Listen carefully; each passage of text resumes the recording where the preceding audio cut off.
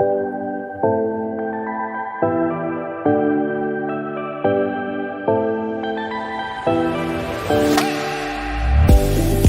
to Remembering Your Oneness with Xane Daniel and Monika Kupiec, where we know everything, and so do you.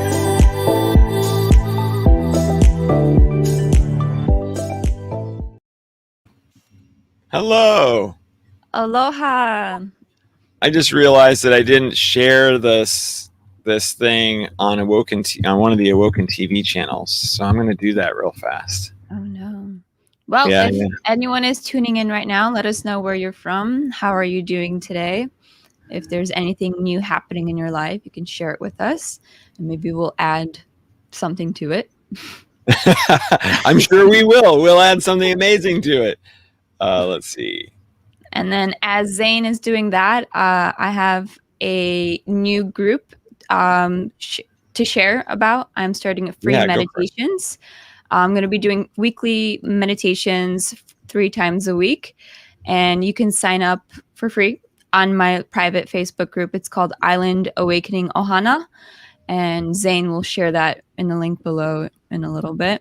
Oh, yeah. Now I'm going to do this. Okay. Keep on talking. Since Xane is already up and doing all these like links. So it's just something new that I'm starting. So that way, in case, you're new to meditation, you can hop in. Everything is guided. I'll also be doing just some discussions about mental health and how you can improve your well-being. There we go. It is linked in the chat. And then I want to say hello to Onion Man 77. Onion Man and I have had a few little chats in YouTube comments. So I'm happy his username. Yes, me too. I don't totally understand what it means. Like I would love for him to explain to us why he is Onion Man. I wonder if that means that he cries a lot. Right. Oh, I was thinking more of like Shrek. I was thinking more of Shrek. You're peeling the onion to get to the center of your core. So he's living his life to the fullest until he reaches his essence. or he's an awesome blossom. Mm. That's that food item from what is that? Is that it's that restaurant that everybody Applebee's. Like I think it's an Applebee's hors d'oeuvre, not hors d'oeuvre, but starter. I haven't eaten at Applebee's, so I don't know. It's a high school nickname, he says. Your name is just a high school nickname. A comic character a friend created with me. Yes, Onion Man. Dun, dun, dun, dun. That's awesome. You can relate to that one with your comic book. Yeah, absolutely. Yeah. So Onion Man, you know that I make my own comic book series, right? And I want to know what the powers of Onion Man is. I bet you it's something to do with squirting you in the eye and it making you cry. I'm sure of it. If it isn't that, I don't know what it is. Maybe he just really likes eating onions. It could be that. Yeah. He eats raw onions and like halatosizes people with his bad breath. All right. Anyway, so getting extra creative here with our Maybe we should make an episode about what would create a comic character and list its superpowers. Yeah, I think that would be great. Yeah, we'll get the whiteboard back up again and start brainstorming comic book characters. Let's see. I do. Oh gosh, yes, this was way back. I think probably smelling and being ridiculous were among them. Probably smelling. Mm-hmm. Yeah. Yeah. Oh, right. He just carried a scent with him. It's like, oh my gosh, it's Onion Man. Get this guy out of here. Like, here's all the loot that I just stole. Like, just go away. Okay, that's my interpretation of Onion Man as a superhero. Okay. I was actually just going back to scents, I was actually in a store yesterday and there was this incredible scent and I went through every single clothes. I was just so relaxed shopping just because this aroma was so intensely grounding and beautiful. Wow. I was like, wow, I feel so magical here. Like I was ready to buy these like expensive clothes that I was in, but I like stopped myself because I was like, oh, I don't really need these things things, but it like the scent was just very like it made me want to purchase something because I just felt so good here. I just felt so comfortable. Oh, that's Yeah. interesting. So I wonder what that was. Was it a natural smell? Well, it was the store Anthropology, if you know it. Yeah, About it. So I it's know just like of it. of it. Yeah, it's just like home, like a couple home good stuff and like really nice clothing from like I think they're from around the world because I saw some tags that were like from different countries. Mm. But yeah, I mean, I just felt so like at peace and so like I just never felt myself like in a store before. At least I had so much presence. Like I didn't feel rushed or I didn't feel like I needed to like, you know, grab and go or like leave. It just was such an incredible experience. That's wild. I've never heard of anything quite like that before. It makes me wonder what the scent was. Of course, I'm sure I know. you It's wanted making to me want to know, go back. You should have asked someone. right? Totally. Smelling. Yeah. Right. Yeah. Tell me that. I want that as my perfume. I want people to come up to me and just want to be around me. Right. Ask if I'm selling anything, so that they would buy things from me. Yeah. It's like, well, in fact, I am. Yeah, exactly. Yeah. Interesting. Okay. So today's topic is an interesting one because, you know, every 2 months or so, every other month, I make a negative entity attachment video because it's the thing. It's my main thing. And to keep your authority in YouTube, you want to do that. And to if I come up with something good, right? Like sometimes I'm like, I don't know what else to say about negative entities. But this one was good because someone had just asked me about it. Maybe it was, I don't think it was Onion Man.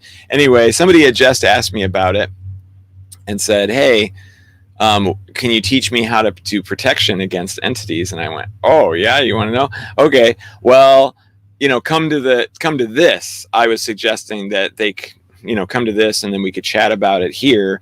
But I don't know if this person has, because I don't remember his name.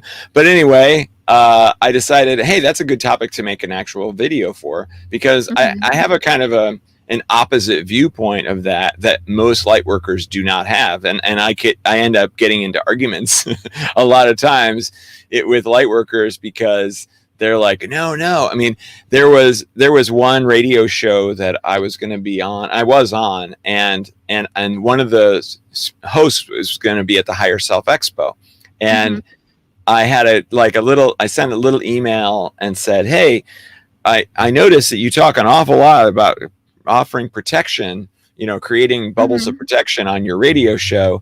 And I said, you know, I don't really think that's a very high vibe tactic because it's based on fear in the way that she was describing it, especially. It's like based on a fear-based action. And so you are surrounding yourself with that fear experience, and you are afraid of what you're trying to prevent from getting to you. And so that is a high vibrational act. And so I'm hoping that your talk at the Higher Self Expo is not going to be about that. And then she withdrew. So yeah, so it didn't go very well. But and so obviously there is some controversy over that, or at least I stir up controversy on that because I oppose it. However, we were chatting a little bit beforehand, and you even wrote a comment, I think, in the video. I love creating bubbles of protection. So and yet you said that it's not fear-based. So I'm very interested to hear your perspective on that. Yeah, of course. So when I do my meditations, I mostly create like a white light sphere around me so that I feel like my source with me. So I visually envision my source with me, and I call upon my guides, and I call upon like my multidimensional people that want to come through. So it's not necessarily like a shield or like a wall that I'm building against myself. It's more like calling upon who needs to give me a message right now, and I'm just creating that space. It's not really a bubble, it's more of a white sphere that I call it. Or I even just be like, or like take your hands and like create a white light, and then this is going to be, you know, kind of like your guidance. Like it's your intuition in like a physical form that will help you to steer in the right direction. So I kind of agree with you. I don't like them in the sense of them being like a fear-based, oh, protect, I'm going to give you a protection shield and now you're going to be safe. Like that doesn't Right. really do anything. Uh-huh. It's kind of like you're literally stuffing the problem underneath the carpet, and you're like, okay, it's underneath the carpet, I'm fine, like you can't see it, but it's Right. clearly still there. And it's also, I think, like immature in a way to do that, because you're not really diving into the bad. I'm a full believer Agree. that you should full force like go into your fear, say, hey, what's up, fear, like what's going on here? Mhm. And once you start to embody this fear, then your intuition or your guides are actually going to come through and be like, hey, you should do this or do that, and you're going to get past it. Like I feel like once you're actually in your fear, you're going to see the bigger picture, that you're not really scared. Now, like a fear of heights or something like that, like obviously that's completely different than like a fear based, like a negative entity or another force coming in through you. But Sure. But at the same time, you can still do the same tactics where, okay, fear, what are you and why are you here? Or what, let me explore this feeling and understand myself better. So you can still take many of the same actions, even if it's a fear of the physical world as opposed to fear of the metaphysical world. yeah. So essentially my bubble is more like a little white Yeah. light of calling in my source and calling in my guides and calling in whoever wants to come through right now to Yeah. maybe give me a message. Yeah. And yeah, sure, it is kind of like a form of projection because I know that I'm not alone, but I'm not alone in the sense that I'm actually calling my higher self, my higher vibrational self through to help me get past this present state that I'm in. Right. Yeah, and it makes total sense, and I love that a lot. But it doesn't. It shouldn't be called a white sphere of protection. It's a white sphere of invitation, and love. Yeah, yeah. So yeah, so that's great. So now the other thing, I was thinking about, like, okay, well, why do people think that it works, that the bubble of protection? And here's why I think that it works for some people is that they have low confidence or high fear. And if they put themselves into a mindset where they go, oh, this sphere of protection works, so I'm safe, so I'm comfortable, so I'm confident that I'm going to be fine, that works because that's the mind saying, I'm comfortable, I'm safe, I'm going to be fine, which is very similar to my concept of just being like, like nothing is going to hurt me because I am a powerful being. I have a domain over myself. I have clear free will, and unless I allow something in, then it won't be able to be a part of my experience or my energy field or whatever. So it's the same thing from that standpoint. You're giving yourself the confidence that no, nothing's going to affect me. This sort of thing is not going to be a problem. However, I don't like it long term. Like, okay, that's a good short term solution, but I would much prefer you recognize and realize how amazingly powerful that you are. And once you do that, then nothing's going to ever be able to hurt you in any way. Yeah. Then that's way more powerful. Well, it also takes time for someone to realize that. So like maybe that's why I said like at first you could do the sphere and then graduate, like level yourself up until you realize like, oh, I don't really need this like term, or I don't need this sphere anymore, because it's like you realize that you already had it within you. You just needed to become aware that it is you. Yes. Honestly, like for me, because I'm more of like a visual person, and it wasn't until like I started like maybe like I guess like getting portraits done of myself, like photos, like, and actually like looking at myself, it's like, whoa, like I'm actually like a pretty powerful being. And I feel like more people maybe just need to like just get either step in front of a camera and start talking in front of a camera, so that way they can like move past this maybe blockage of like the self-confidence issues. And a lot of that is like just with your third chakra, because that's your solar plexus. That's also your like self-confidence, self-esteem, and just working on that chakra can help you really see your own personal power. So like if you feel that someone is needing like a protection, that's usually an indication that they have a pretty weak chakra in the third one. Right. Absolutely. Mm-hmm. So like Yeah. wearing the color yellow helps, or just finding affirmations that help that one. Sometimes even affirmations I feel like I don't like, because sometimes I feel like it's just covering up the whole situation. Yeah. But depending on what terms you use, obviously. But affirmations I used to do a lot, and then I realized, oh wait, I don't really need them. It's just more of like actually owning myself and telling myself I am, or whatever. Yeah. Yeah. It's kind of fun because at some point during my class, it comes up and it's different for everyone. Right. So maybe it's the second week, maybe it's the fourth week, but at some point I tell everyone, okay, you're strong enough. You're starting to feel stronger. You're starting to handle this stuff better. You've received all this energy work that raises your vibration. And so, then someone will still say, yes, but they're still bothering me, or this is still a problem, or I just can't get over this, or I wish this would go away. They're still in the wrong mindset, essentially. And I just say, okay, here's what I want you to do now.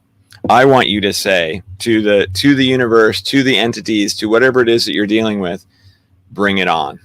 Bring it on full force. Bring it all to me, because I'm finally ready. I can handle absolutely anything. And I say, if you say bring it on, know that it will get worse at first. But if you show yourself and the metaphysical world that you can truly handle it, then it will eventually start to fade off. And so that really, when someone finally goes, okay, I'm going to do it, and they finally do the bring it on thing, they're amazed at how much more powerful they feel, how it isn't as bad as they thought it was, and they can pretty much handle anything from that point on. Mm-hmm. Yeah, I like to say, give me a challenge. Universe, give me a challenge right now. Nice. And that's usually when I start, feeling more momentum in my life. I think a lot of people just love adrenaline, or at least I like adrenaline. I like getting myself out of a situation. So for me, it's more of that sense of like, I feel okay, but I kind of want to level up right now. I want to try something new, or see what else is within me that I can, stir up, or find, or fix within myself, or like what other types of healing do I still need to overcome.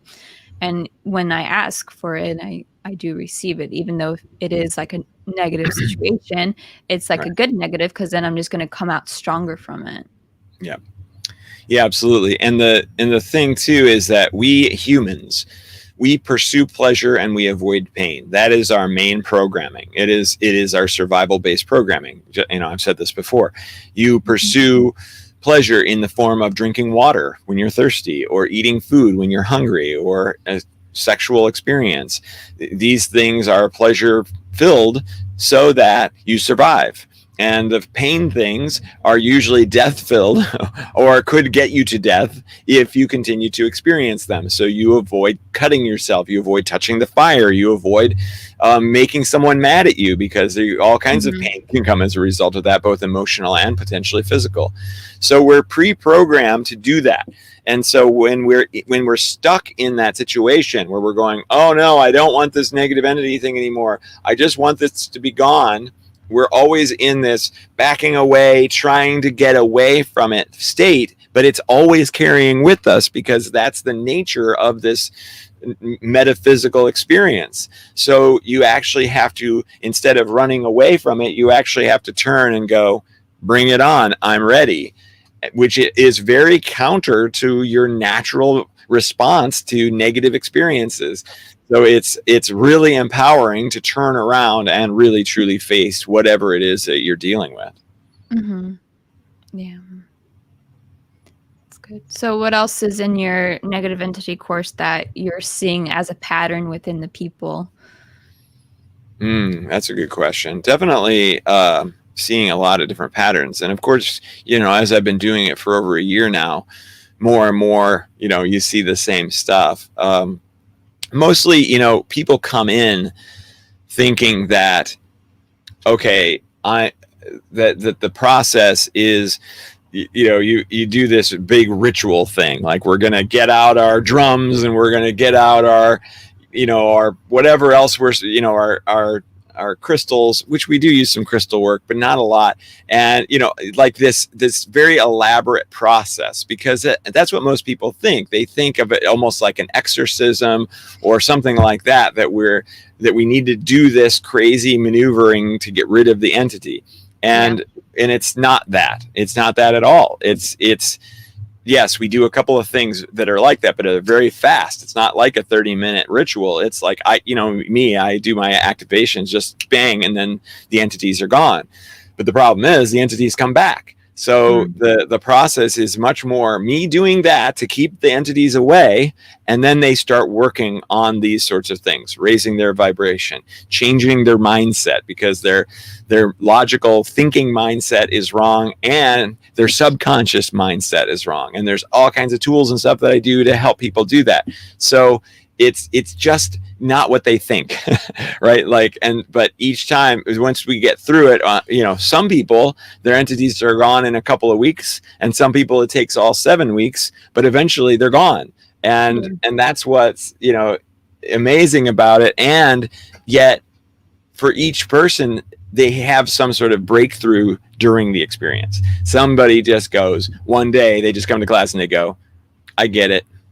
I get it now. Like, I don't have to. And then insert like blank, right? I don't have to blah, blah, blah anymore, because everybody thinks that they're having to do something, that I'm trying to handle this and I'm trying to handle that. And I'm resisting, or I'm not agreeing, or I'm, not believing in myself, or I don't have confidence in myself, whatever. There's all kinds of different things, but eventually they go, oh, this is it. That's all I have to do?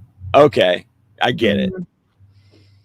It's almost like they've just never were introduced to that, or they weren't aware that they had the power within them, right? Yeah, that's usually the case. Yeah, and they don't equate those things with negative entities. They see it as, somebody will say, oh, I was at my brother's house and he had a friend over, and that guy was a mess, and he had, tons of negative entities. And so I caught one from him. Right. And it's like, no. It's not like a cold. If you were going to get a negative entity, you were going to get a negative entity. That was already prearranged by you and your soul contract. You might have said, if I'm not following my path of my mission, if I'm not using my gifts yet, if I'm not doing whatever it is that I came here to do by this certain date or time or whatever, then give me some entities. And that, because what that does then is it makes you go, oh gosh, I don't want this. What am I going to do? And they start searching for a solution, because maybe they were kind of complacent in their actions. Maybe they had other issues where they were maybe depressed or whatever. And so that just makes you not do anything. And so finally the entities come in, and it's a really sucky experience. But you go, well, there is a solution to this. And so they start looking up the solution. And so maybe they find me, or they find someone like me that then helps them go down the path of learning what their spiritual gifts are, discovering what their mission is. And then once they get on the path, the entities have served their purpose, and they're gone. I had something. Oh, it's like leveling. It's leveling up, because if you haven't done your experienced your gifts or are living out your purpose, then you agreed to have these negative entities.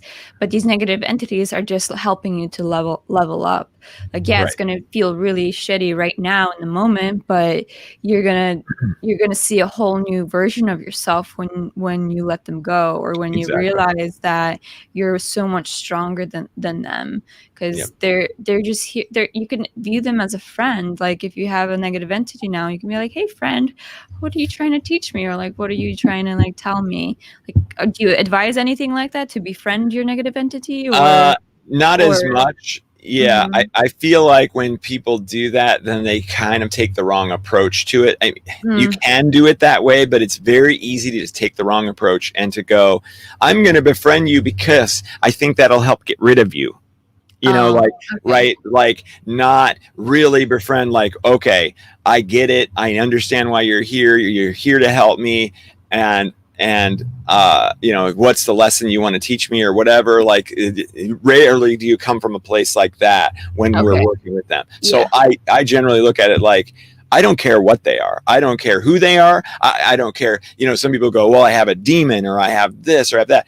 F that. Like, I don't care. It could be, Satan himself. Like, just go like this and it'll be gone. Like that. That's how I look at it. But when we give it a label and we make it powerful and big and huge and scary and difficult, you're never going to make it. So I have to go that opposite route. Don't care anything about them. Don't want to talk to them. They're nothing. Got it. Okay. Because it gives them energy when you give them attention. That's how I feel. Okay. Yeah, I'm not familiar with negative entities, so I wasn't sure. Yeah. I was like, oh, because that's what I mean, like, it's not like that's what I do with like my negative voice, but like sometimes it is just like, hey, like, why are you here? But then I guess it's just a matter of the reason is because I've lowered my vibration. There's not really a sole reason. It's more like I haven't been doing what I'm meant to be doing, or I haven't been putting attention to where the attention needs to be done. Yeah, and if you ask them why they're here, they'll lie.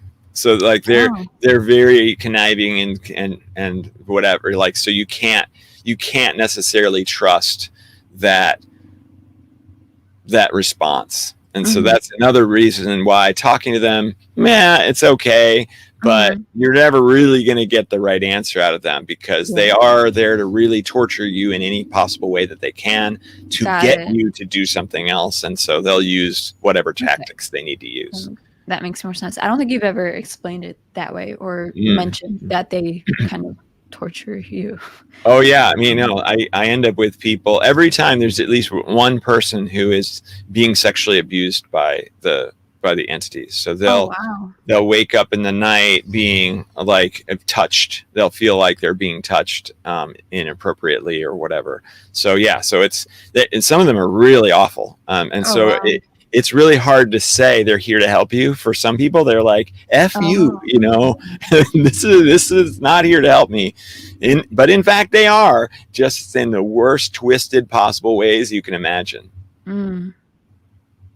That's intense. Yeah. So, okay, got an interesting question here. Can these soul contracts be generational?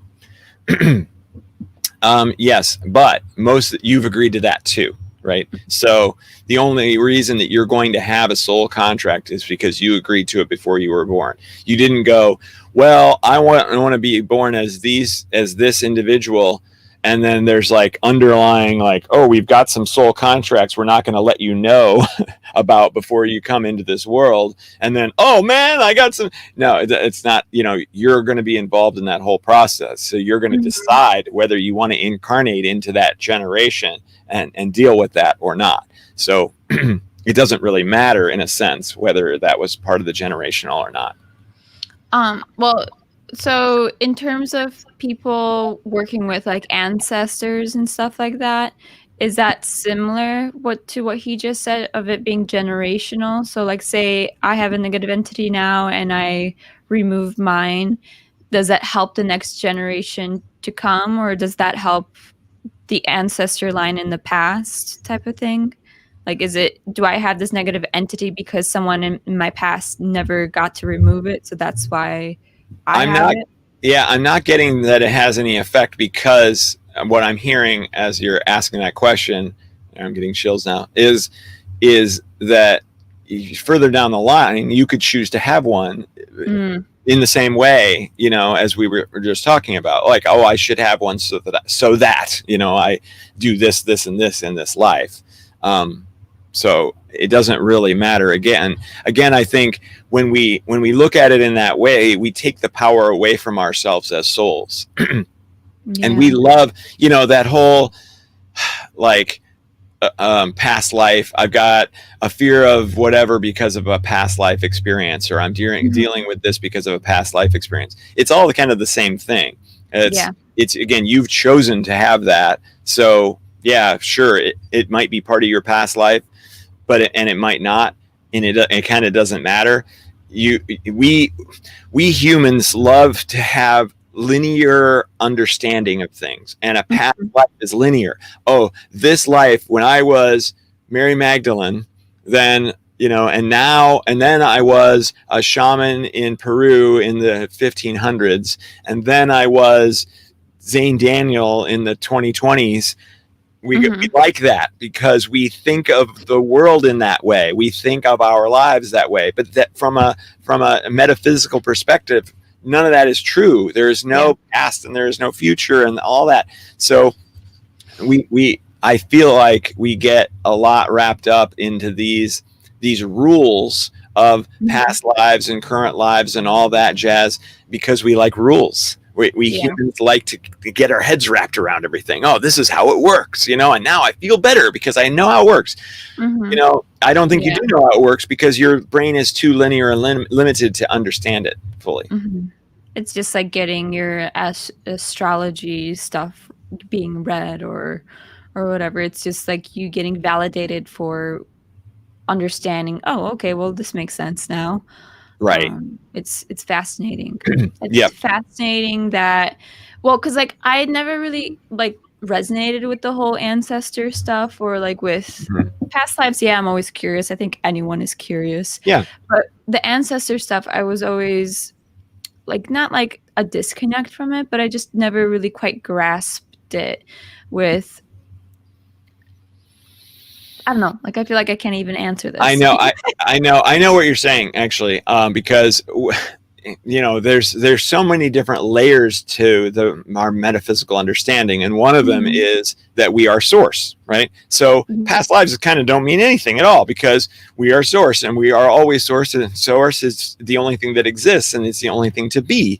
So we can't be anything else, but yet we can be because we can be past lives, and so there's this weird like feeling like there's a conflict between these two concepts, but there really isn't, because we could look at it from a hierarchical perspective. If the Pleiadian, the ninth dimensional Pleiadians exist, and the third dimensional humans exist, and we can be ninth dimensional Pleiadians in a past life, which many of us have been, then, well, the ninth dimensional Pleiadians are infinite. So they don't have a linear existence. They have an infinite now existence. So how can we be both of those things at the same time? Well, because there's like this hierarchical layering that's going on. Oh, okay, I'm a Pleiadian right now. Actually, I'm a ninth dimensional Pleiadian right now. I'm a 13th dimensional Arcturian right now. I'm all of these things, but at this current human moment, I identify with being a third dimensional human and having this third dimensional human's linear life existence, all at the same time as having all those other life existences. And it's the whole concept too of you being me and I'm you, and we're all the people that are watching and listening right now, and we're all the people in the world. So it's all true, and that's what makes it hard for our little linear limited brains to understand. Okay, that's fair. Yeah, it's crazy, right? So okay, so like the idea that we ask ourselves, or we want really badly, will the third dimensional human collective, because we truly are a collective, we're just not psychically linked, we're not able to do some of the things like the ninth dimensional Pleiadians can do, for instance. So the third dimensional human collective, will we make it to the fifth dimensional human collective? Will we make it to the seventh dimensional human collective? And so the answer to that question is we already have. And the only way that we know this for sure is we first have to ask ourselves, do we think that we'll get there? And if it resonates with everybody, yes, then we will, because that's how this works. And so then, yes, we're going to get there, that means that when we get there, we'll enter into an infinite time experience. We'll move into fifth and seventh, especially seventh. There is no linear time in the seventh.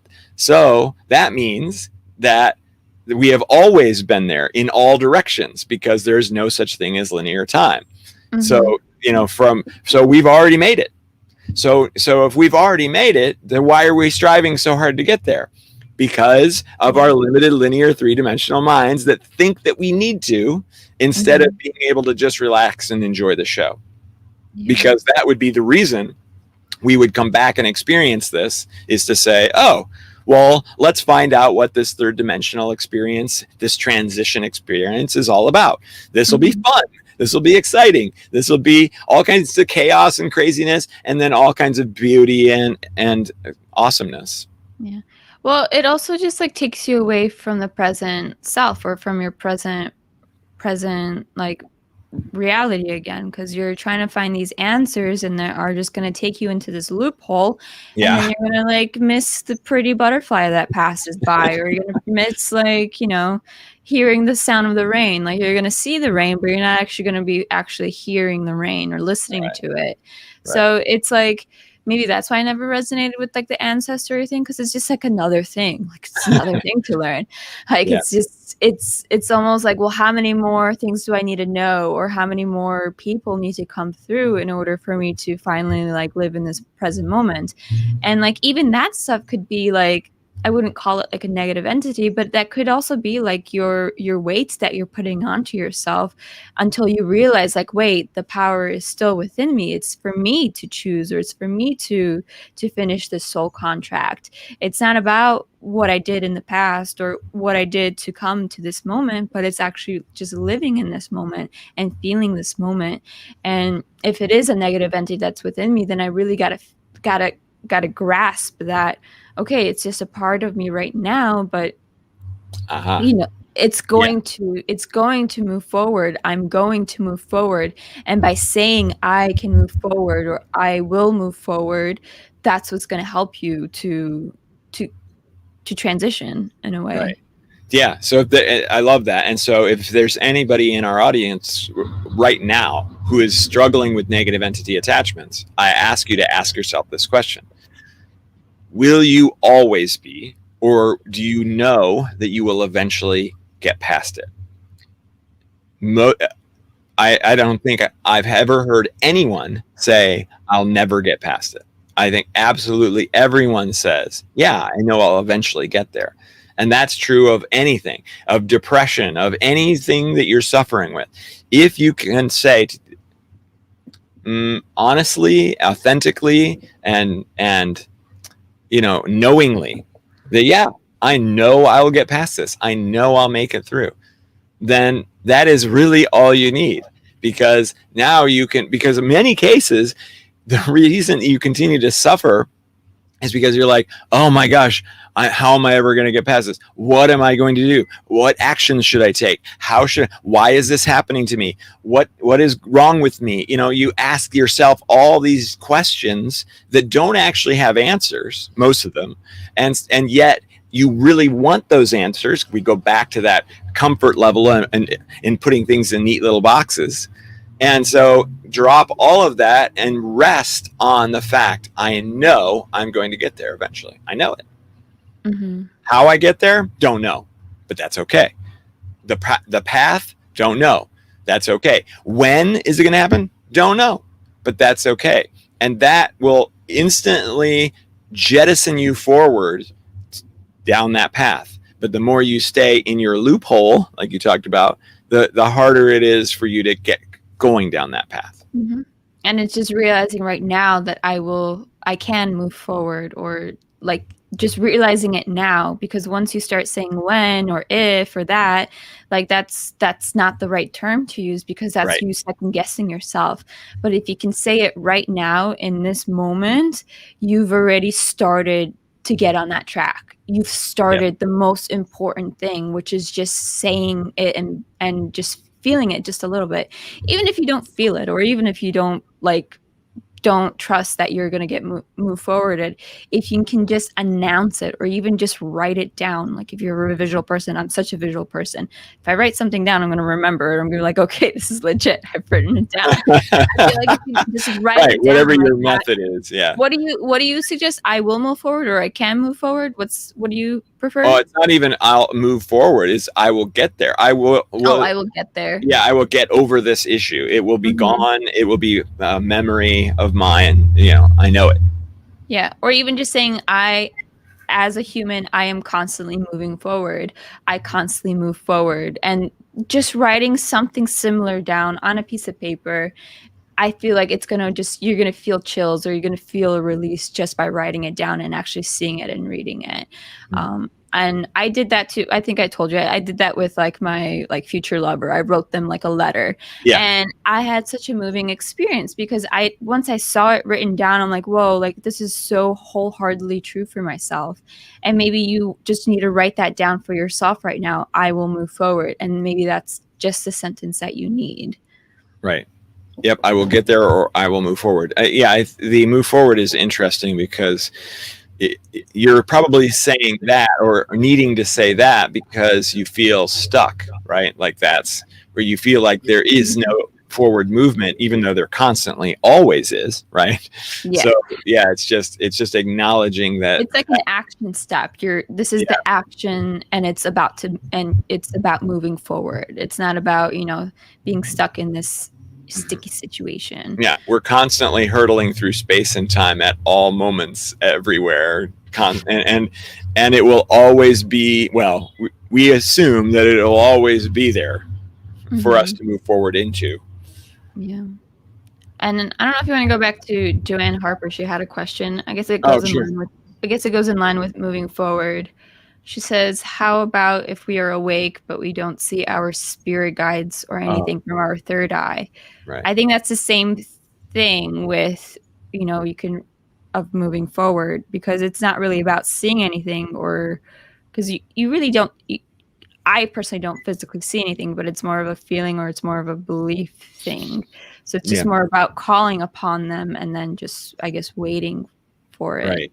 Okay. Yeah. Joanne, I would highly recommend that you jump over to YouTube and you watch a video of mine.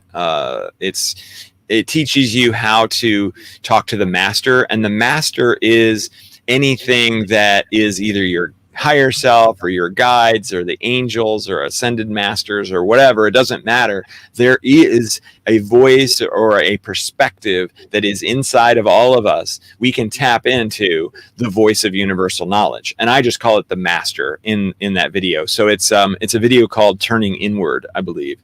So I definitely check that out. But a very quick explanation of that is, if you do any meditation, which you say you're awake, so you most likely do that. You can go into a meditative state and just ask a question. Ask any question you can come up with about yourself, about your Akashic records, about, whatever, anything that's interesting to you. And if you do talk about yourself, then don't say I, refer to yourself in the third person. Why does Joanne always get upset when X, Y, and Z happens? And then wait for the answer. You're in a meditative state, so that's a comfortable, easy state to be in, and you don't have to be perfect at meditating. All you got to do is ask the question with a thoughtless, or with your thoughts. You don't say it out loud, and then wait for an answer. Now, the answer can come in so many different ways that you can't have any expectations. So one of the ways the answer could come is certainly a thought voice that doesn't totally sound like you. It can also come with just an understanding, like an instantaneous, like, oh, well, I know what they would say, but that's actually them talking to you. Or it could come in a visual sense, or any, and still some other ways that I'm not even sure. Like it might even come an hour later when you open your eyes and you notice something, something pops up on your computer screen, or you look at the clock and there's a certain number combination, so you've got to be open to however that they're going to communicate with you. But by addressing them and by talking to them, then they're going to respond more likely, I feel like, and they know that you're ready for them to respond, and then they're going to choose the best way that they can come up with that will work for you at that time. Mm-hmm. Or that you develop this skill, the clearer the information will become. Yeah. I think when I first started spirituality, I saw my messages in movies because I used to watch a lot of movies. So a lot of little lines from the characters would be like messages for my spirits, or at least learning it, or these like little validation points, kind of like seeing 1111 or seeing all these numbers. It was also in reading in books, or it was song lyrics. So it could be just them just being in these events that you like, but then over time, like now it's just kind of easy to hear them, or when I paint I hear them more. So it's like you're developing these skills to then eventually you'll find your medium to where they will come to you more clearly, or you'll find like the way that you channel your messages. Okay, so I'm looking at another question here. Let's see. Asking, feeling is more about raising vibration, self-confidence, and hence the reoccurrence of them. And I think we're talking about negative entities. As we're oneness, our bloodlines are connected. Or maybe we're talking about, can these soul contracts be generational? Okay, maybe it's the soul contracts. I asked this as I'm feeling more raising vibration. Yeah. It's more than raising your vibration. So what more can they do? Oh, I see. Okay, thank you for clearing that up. Yeah, I mean, that's kind of the big one, right? That's the starting point.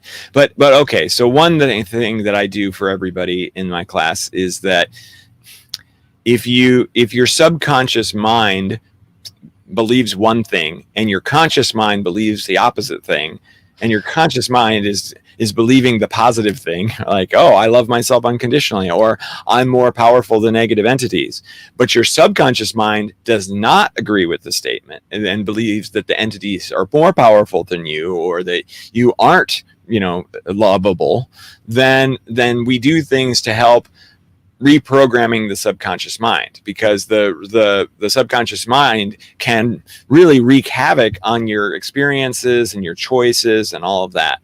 So we do that through, there's a couple of different methods depending on the individual, but everybody who joins my class gets a 30-minute one-on-one session, and that's, we either work on childhood traumas during that, or we work on very specifically reprogramming your subconscious mind for your issues. So if you don't want to join the class and you'd like to do this for whatever it is that you're dealing with, a lot of times people are like, they want a great romantic relationship, but their subconscious mind believes that they don't deserve one. Then we can reprogram that sort of stuff in a 30-minute one-on-one session. So that's another possibility. And speaking of too, my next class actually starts April 20th, so it's less than 2 weeks away, and they're 7 weeks long. So now's the great time to jump into that and experience it. If you've been thinking about it, now's the time. Yeah, because the term raising your vibration is just like, it's just one of those surface level terms. Yeah, there's definitely way more that you go in depth about on a personal level when you do a one-on-one with someone. Because even when I do Reiki sessions with people, it's stuff that comes up personally for that person, and I can't talk about that because that person isn't in my field to help you in the moment. And once you sit down with someone, any healer, then they'll able to pick up these specific things or these specific steps to raise your vibration. Because like affirmations is one thing that anyone can kind of do, but then like maybe for you, like you'll need to go to the ocean more, or maybe you'll have to go on a walk in nature. When I do my Reiki sessions with people, I usually get visions of what they should be doing. Maybe they need to eat more fruit, or maybe they need to drink more water, or need to go get a doctor's visit to get a checkup on something. And those are things that you can raise your vibration. And it's not just the things that you say to yourself, but it's actually the actions that you take, whether it is like, going for a swim, or reading a book, or talking to your partner about a situation. All of these things can raise your vibration, but you just kind of have to like tune into yourself to what maybe are you lacking right now in this moment? Like, what is it that you need? Because usually what it is that you need is going to follow through to raising your vibration. Mm-hmm. Yeah, and I was actually just talking to, there was somebody who commented on my video today about the bubble thing, and they wrote something about, yeah, I'm raising my vibration, but and then they talked about what was going wrong with them, and I realized that the raise your vibration phrasing, it doesn't have like enough delineation of height, because you could be let's say a scale of 1 to 10, right? You could be, most people who haven't done any of this kind of work at all are at like a 0, right? Because once you start down the path of really trying to raise your vibration, now you move to a 1. And so this person who said, okay, yeah, I've been raising my vibration, maybe they're at a 2. And it's absolutely true that they have been, and they're doing a great job. But in order to really get to where they need to go, they got to get up to an 8. And so, that's the raise your vibration is just so generic now compared to where you can go with it. And I feel like we need new terminology to talk about the higher levels. I need to say, have you maxed out your vibration or something, right? Like we gotta reframe it, because I think a lot of people are like, hey, I've raised my vibration. Why do I still have negative entities? Like, you're not making any sense, Xane. Or why do I still deal with this? And why do I still deal with that? Well, you have been. You're not lying. But there's so much further to go. And it's really just really embodying too. So like, how do you feel when you feel that you've risen your vibration? Do you feel all these tingles in your body? Like, do you feel that you've actually like grown a little bit taller in a way? Like, do you feel like the top of your head like expanding? Because those are all signs that you've like tapped into this raising of your vibration. And that's just one, though. It doesn't have to be that. I want to throw that out there. Sure. And it's more of like just realizing these little moments in your life when you feel a little bit better. And like, obviously it's really easy to, go backwards to unraise yourself in a way. And it's like, you just got to keep doing these activities that help you. And even if you feel stuck and you feel like, you're all mopey and stuff, like you could embody that too, because there's going to be a message that comes through when you're in this mopey state, or when you feel depressed, or when you're in this like little funk that you're in. But you're going to move forward by remembering to maybe drink more water, because maybe just that sip of water is going to like really refresh you and open your eyes a little bit more. Or biting into a fresh fruit is going to like make you realize like, wow, like I haven't eaten this in a while, and it makes me feel really nice and refreshed. Here we go. How about this? How about if you answer, how you answer this question is how raised your vibration is. Does anything bother you anymore? If the answer to that question is yes, then it's not that high. The highest vibrational existence you can be in is, to answer that question, is no. And depending on how many things still bother you, shows you how low on the list, on the scale you are, and how few things bother you is how high on the scale you are. That's perfect. Yeah. One of my things that I always go back to is, if you can go back and live with your parents and be okay with it, that's when you're I love that. You've said that before. I got a kick out of that too. So I always go back to that. I think that's like, it's my indication. If I'm okay with my parents not bothering me or triggering me in any way, then I know I have risen my vibration really high. Yes. Yep. Yeah, whatever the thing is that annoys you, because some people it wouldn't necessarily be that, but it could be, like, I used to have work issues where there were a couple of people at work that would drive me nuts, and I couldn't handle them. I couldn't stand it. And then I started down my spiritual path while I was at work, and then all of a sudden I could handle those people no problem. I thought that they were hilarious and very interesting and awesome in their weird effed up ways. Yeah, no problem. So I knew that my vibration was raising quite a bit.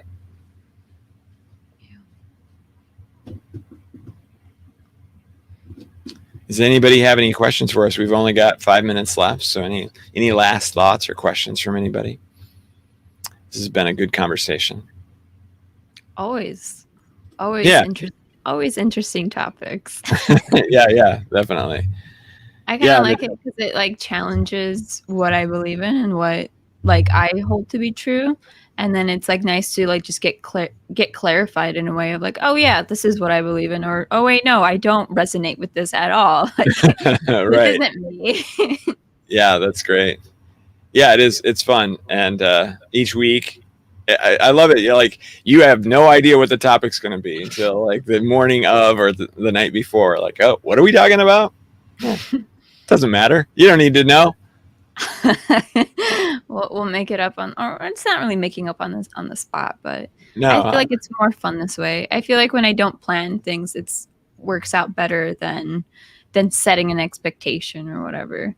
Right. Oh, Laura Runner's just tuning in. Oh well. You'll have to watch the replay, Laura.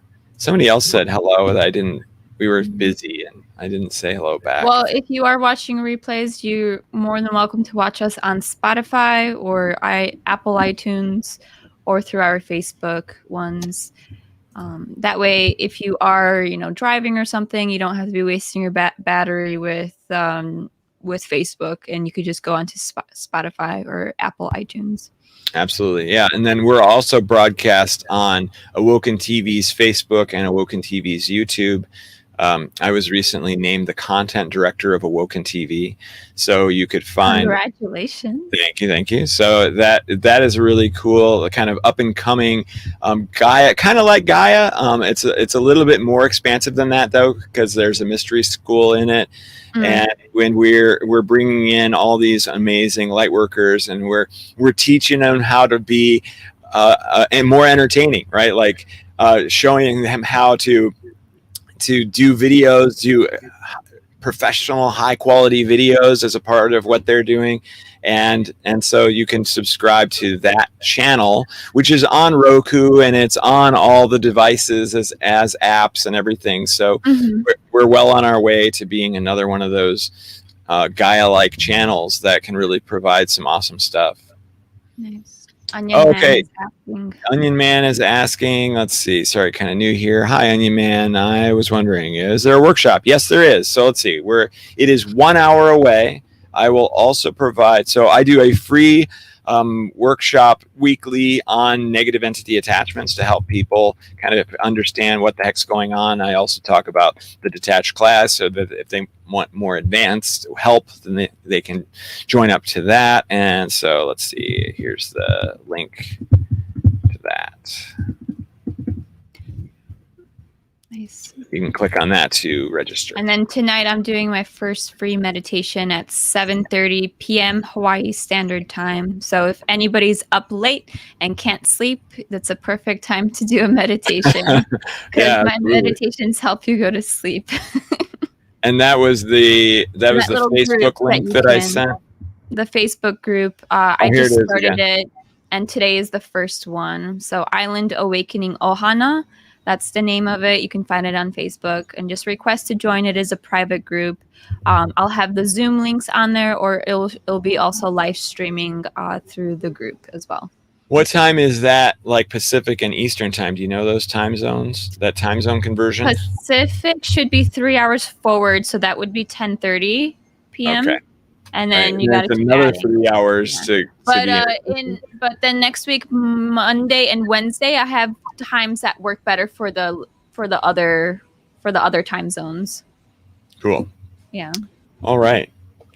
Well, thanks everybody for tuning in. We're good. Yeah, I think so too. Thanks everybody for tuning in. You guys are fantastic. Thanks for your questions and your thoughts. And thank you, Monika. Thank you, Xane. And I hope everybody gets to say that they will move forward, or they will get past this. That's right. They're going to make it. We're all going to make it to our next level of awesomeness together. Yes. Aloha, everyone. Bye, everybody.